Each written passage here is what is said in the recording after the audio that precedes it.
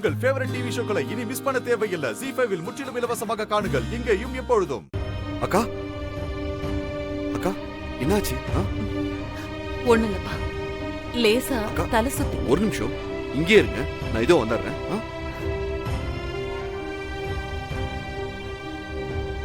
அக்கா இந்தாங்க குடிங்கக்கா, இந்தாங்க. வேண்டாம் வேண்டாம்ப்பா, அட வேண்டாம். குடிங்கக்கா.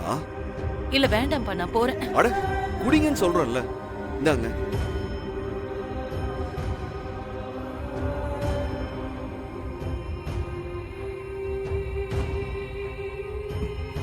அக்கா போதுமா? போதும். அன்னைக்கு நீங்க அந்த சேலைய கோவில்ல பூஜை பண்ணி வாங்கிட்டு போனீங்கல்ல, அன்னைக்கு அந்த சேலை என் கையில கிடைச்சதுனாலதான் இன்னைக்கு நான் உயிரோட இருக்கேன். இல்லனா என்ன அன்னைக்கே கொன்றுப்பானுங்க.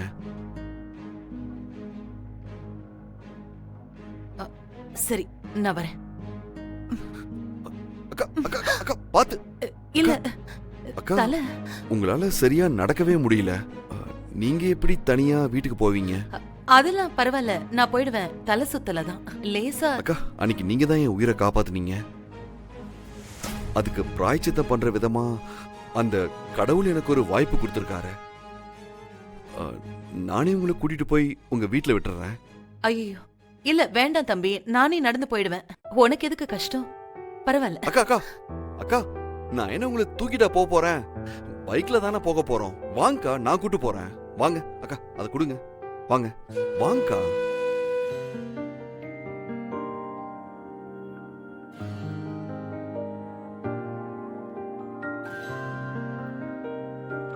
அத்தை, இந்த புடவைய பாருங்க, எப்படி இருக்கு? நல்லா இருக்கு லட்சுமி. ஏங்க இத பாருங்க, இந்த புடவை எப்படிங்க இருக்கு? என்ன பிடிச்சிருக்காமா? நல்லா இருக்கு. துளசி, இது எப்படி இருக்கு? நல்லா இருக்கா? உனக்கு பிடிச்சிருக்கா? இல்லம்மா. என்ன வேண்டாமா? இந்த புடவை நல்லா இருக்கு துளசி, எடுத்துக்கோங்க. பத்துதாங்க. 2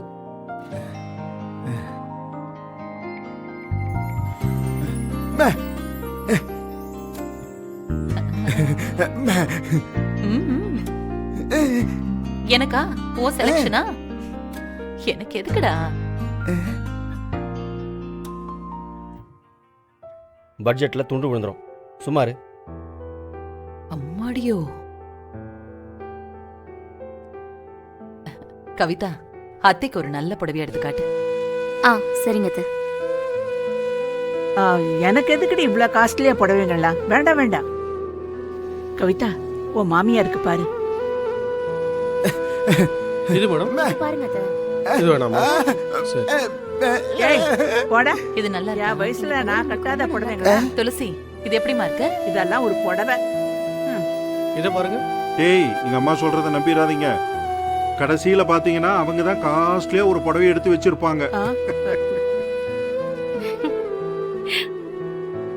அத்தை, எப்படி பார்த்தாலும் டேலி ஆக இந்த மாட்டேங்குது. சாரி நல்லா இருக்கு. அப்பா, நான் இத எடுத்துக்கிறேன். நான் சொல்றத கேளுங்க. அத்தை, இந்த சாரி எனக்கு ரொம்ப பிடிச்சிருக்கு. நான் எடுத்துக்கிறேன். எடுத்துக்கோ. லட்சுமி, என்னங்க? என்ன நீ புடவை எடுத்துக்கலையா? என்கிட்ட நிறைய புடவை இருக்குங்க. போன தீபாவளிக்கு எடுத்ததே இப்ப வரைக்கும் கட்டாம வச்சிருக்கேன். அதுவே போதும். வேண்டாம்.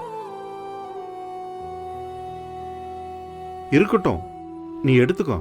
நீ பாருமா, பிரிச்சு வேண்டாம். பாரு. வேண்டாமா? வேண்டாமா?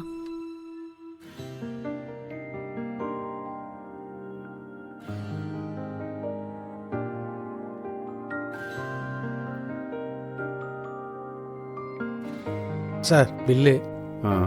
என்னென்ன டிஸ்கவுண்ட் எல்லாம் போட்டிருக்கீங்கல்ல? சார் உங்களுக்கு போடாமையா?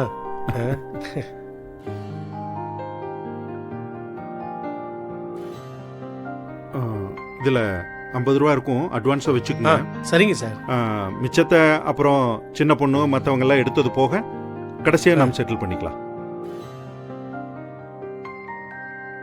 பரவாயில்லண்ணே, கல்யாணத்தை முடிச்சிட்டு பொறுமையா கொடுங்க. ஒன்னும் அவசரம் இல்ல. பொண்ணை கட்டி கொடுக்குறீங்கன்னா சும்மாவா? நானும் பொண்ணை பெத்தவன் தான். அதுல இருக்கிற கஷ்டம் என்னன்னு எனக்கும் தெரியல. ரொம்ப நல்லதுங்க. சரிங்கண்ணே. கணக்குல எழுதிக்கப்பா. எழுதுறேன்ப்பா.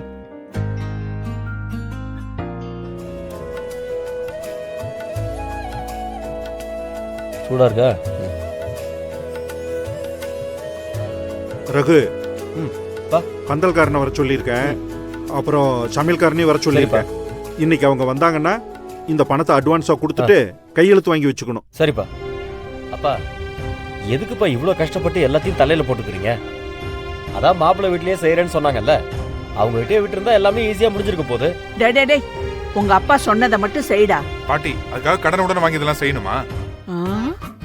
டேய், நான் வாங்குற கடனை எல்லாம் உங்க தலையில எல்லாம் கட்ட மாட்டேன்டா. நீங்க கவலைப்படாதீங்க, அதெல்லாம் நான் கட்டிக்கிறேன். என் பொண்ணுக்கு செய்ய வேண்டியது என் கடமை.